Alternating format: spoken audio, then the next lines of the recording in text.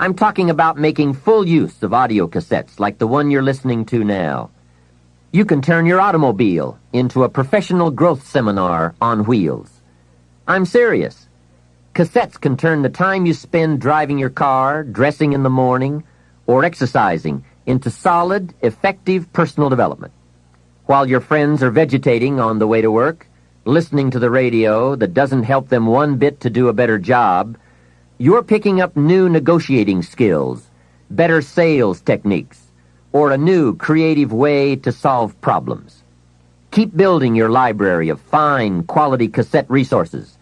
There isn't a better place you can put a few dollars every month. Become a student of good ideas, wherever they can be found. Always be on the lookout for a good idea, a business idea, a product idea, a service idea, an idea for personal improvement.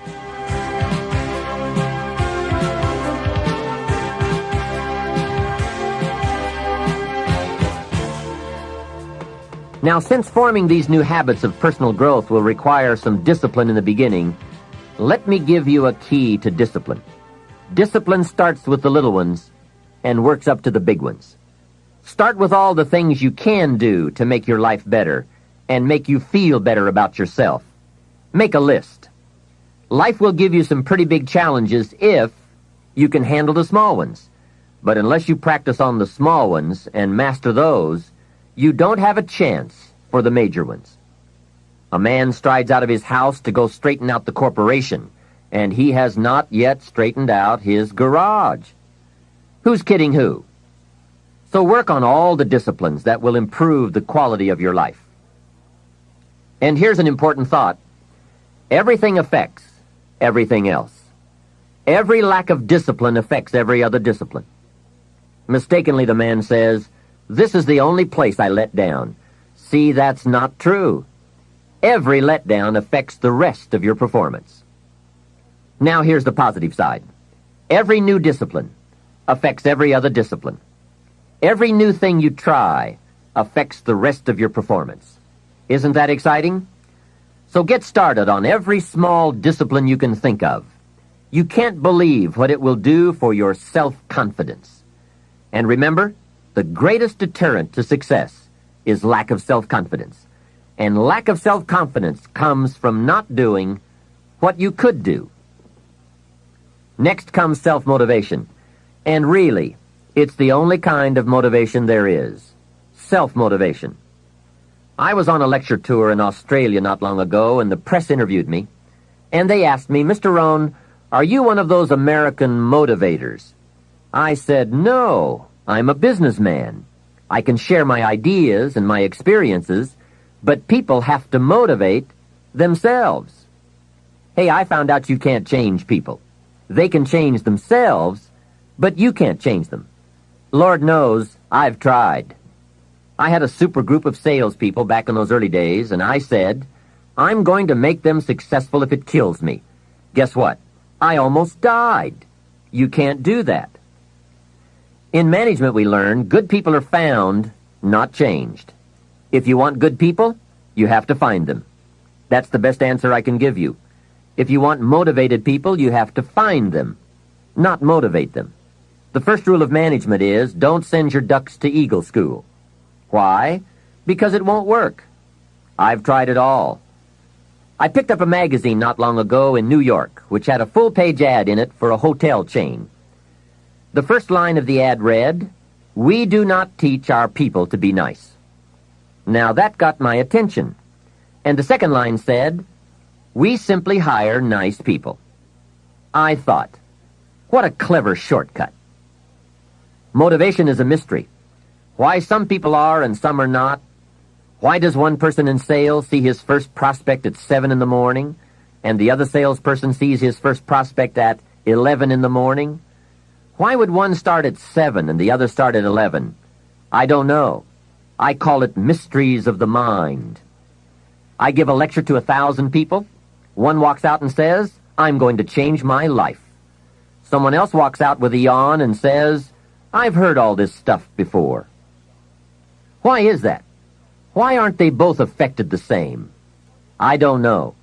I call it mysteries of the mind. A wealthy man says to 1,000 people, "I read this book, and it started me on the road to wealth." Guess how many people of the 1,000 go out and get the book? Answer, very few. Isn't that incredible? Why wouldn't everyone go get the book? It's called Mysteries of the Mind. To one person you say, "You better slow down. You can't work that many hours, do that many things, go, go, go. You're going to have a heart attack and die." And to another person you say, "When are you ever going to get off the couch?" What is the difference? It's called Mysteries of the Mind. Why wouldn't everyone strive to be wealthy and happy? I don't know. It's a mystery. So, be self-motivated. Don't give that job away to someone else. The guy says, "Boy, if someone will just come by and turn me on." Hey, what if he doesn't show up? You've got to have a better plan for your life. Since you're self-motivated, and I would assume that you are since you've invested your money, and now you're investing your time to gather good ideas for more success, I want to share the best of what I've learned and experienced in my life. You deserve the best I have to give, and more. Now, I'm sure you'll agree that this fundamental personal development is a major part of the platform, the foundation on which you can build. So let's get on now with the rest of the fundamentals for wealth and happiness. Of all the subjects that stir the imagination, this has to be one of the major ones: financial independence, freedom from financial concerns, owning the financial resources that give you the means to really do what you want to do, to make your life all that you want it to be. We don't have time to go through all the interesting ideas that have been written and discussed on the subject of financial wealth, but I will offer you a few major ideas that have really made a difference in my life, financially and otherwise. Mr. Shoaff said to me that he thought it was a worthy goal to become financially independent for 3 major reasons. First, with money no longer a time-consuming consideration, I could then begin devoting heavy time to all the other dimensions of my life. Second, he suggested I become financially independent because it would tremendously increase my ability to help others. Only from positions of strength, including financial strength, can we help someone else. Finally, and most important, he said, "I believe it is worthwhile to become financially independent for the sake of developing the person you must become to achieve that goal." What a major secret he taught me. Set a goal to entice you to become the person it takes to achieve it. Reaching the goal is the lesser value. The primary value lies in the person you become by reaching it. You see, it's not the $1 million that's most important. It's what you must do and become in order to be a millionaire. We're all aware that many people feel that we must be careful of focusing on money or affluence or abundance, that in it or in the pursuit of it there is danger. We often hear quoted from the Bible, "The love of money is the root of all evil." And I do agree. If you make money your love, and you pursue affluence to the exclusion of or at the expense of other values of life, you have lost, not won. However, let us consider this question. If you could do better, should you? That's not a bad question. In the time allotted to labor, in the time given to economics, care for family, success, achievement, productivity, the creation of value, the development of skills and creativity, if you could do better, should you? I think that one of the greatest satisfactions of living life to the fullest is doing the best you can with whatever you have. Doing less than your best has ways of eroding the psyche. We seem to be creatures of enterprise. Surely it is the reason for the seasons. The soil and the sun and the rain and the seed all say, "What can you do with us?" The seasons say, "Do you have the genius to make something unique of us?" Life says, "Here's the raw material. What splendid things can you produce from all there is?" So, go for high productivity, the full employment of your genius, the full development of your potential in all areas of your life, including earning money. That is the essence of life. Truly sophisticated people know it isn't the amount that counts. It's doing all that you can with all you've got that counts. With that background, let me recommend a book for you to read. The title is The Richest Man in Babylon by George Clason. Perhaps you've already read it. I would suggest that you read it again. It's just a small book. You can read it in one evening. I call it the appetizer for the full discourse on the subject of financial independence. Now, let me give you the major theme of the book. The major theme is that what you do with what you have is more important than what you have. What you do with what you get is more important than what you get. What we do with what we have says so much about us. It reveals our philosophy of life, our attitude, what we know, and what we think, and the makeup of our character.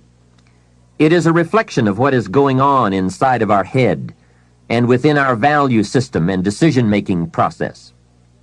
It also reveals our ability to weigh and to perceive. The outer is always a reflection of the inner.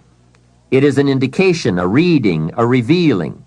It speaks, it tells, it shows. Remember that key phrase I gave you earlier? Everything is symptomatic of something, and it is symptomatic of something right or something wrong. It is a wise policy not to ignore the symptoms, for they can be early signs of a poor choice of philosophy, or a sign that something important is being misread, misunderstood, miscalculated. So of all places, take a look here. What you are doing with your money says something about you. Now, what you're doing may be okay. All I'm suggesting is that you take a look. Let me give you some of the details of a good financial plan as suggested by Clason's book. First, a very broad but important statement. Learn to live on 70% of your net income. Net meaning the money you have left after paying your taxes. And before we go any further, let us consider that most important part of our personal, social, and economic life. We must all in our lifetime, whether we are young or old, understand the necessity and the practice of paying taxes. We have to teach our children as soon as they have any money at all from any source that if they spend it for anything, they immediately become what we call a consumer. And all consumers of goods and services, no matter how young, have to pay taxes. In California, where I live, if a child is only 10 years old and goes to the store to buy something that costs $1, the proprietor asks him for an extra 6 cents. The child may look at the price tag and say to the proprietor, "But it says $1. What's the 6 cents for?" And what a great time to teach the necessity for everybody to pay taxes, even at age 10. So a full explanation is due. If you're going to take 6 cents off a kid, you've got to tell him where it goes. After all, it is his 6 cents. He could well ask the proprietor, "Do you keep it?" The proprietor, of course, would explain that it's for taxes, that he doesn't get to keep it, that he merely collects it. The next obvious questions are, who gets it? And what is it used for? And with these very intelligent questions come some very important answers. To the child we explain, since we all have decided to live together, we call ourselves a society. And for that society to function, there are some things we cannot individually do for ourselves. We cannot each build a piece of the street. The machinery would be too expensive, and it would take too long to learn how to use it and then to do it. So we have a government, and government is people we have put to work doing those things for us as a community that we cannot do for ourselves. The streets, the sidewalks, the police, all of this must be paid for. So we have agreed to take some of the money when all of us buy something and give it to the government so that it can do things for us. This is such an important subject. Kids have to learn it. We all have to learn it. We then move up to federal taxes and all that those tax dollars are meant to do. Here's a pretty good way to explain federal taxes. I call paying taxes the care and feeding of the goose that lays the golden eggs. It is so very important to feed the goose, not abuse the goose, not tear off a wing of the goose, but to feed and care for it. You might say, well, yes, but the goose eats too much. Hey, that's probably true. But remember, just about every appetite eats too much. Don't we all eat too much? Let not one appetite accuse another. If you step on the scales and you're 10 pounds heavy, you've got to say, yes, me and the government are about 10 pounds heavy. Looks like we both eat too much. Remember, every appetite must be disciplined. Yours, mine, and the government's. We could all use a diet. Mr. Schoaf did give me a very great service when he taught me how to be a happy taxpayer. Now, I must admit it took a while, but I did finally become a happy taxpayer. Part of it was understanding what tax dollars were for, and that it is right for everyone to pay his fair share. I finally decided I didn't mind picking up my share of the tab for the radar. It's so necessary for our safety as a country to keep the international bullies away. Some people say, why bother with all that expensive equipment? After all, they won't come over here. Obviously, they haven't read their history books. Someone else says, I'm not picking up any part of the radar. Well, then I would suggest you go where they don't have any radar. If you are going to enjoy the benefits, then you have to pay your share. Jesus, the master teacher, gave some very clear advice one day when he said, pay Caesar first. Caesar meaning the government and taxes. Hey, that's pretty clear. Pay Caesar first. And for some unique reason, he didn't see fit to criticize Caesar. He just said, pay. I don't think we need a prophet to explain that one to us. Now, don't pay more than you should. Take advantage of the advantages and the incentives. But then when you get to the bottom line, whatever that is, pay it. And pay with happiness, knowing that you are feeding the goose that lays the golden eggs. The golden eggs of freedom, safety, protection, justice, free enterprise. A society that works, provides a market and unprecedented opportunity. Freedom of speech, freedom of religion, education for our children. This is the most powerful nation on earth, and it provides us with the greatest chance to create a unique life. Some goose, some eggs. And remember, everyone should pay. Dignity demands that we all contribute no matter how small the amount. Everyone should pay. Even the federal tax bill, in my opinion.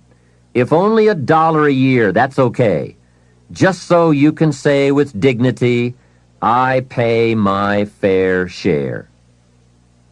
A classic example. An ancient Bible story says Jesus and his disciples were watching people come by and contribute to the treasury. Some came by and gave large amounts.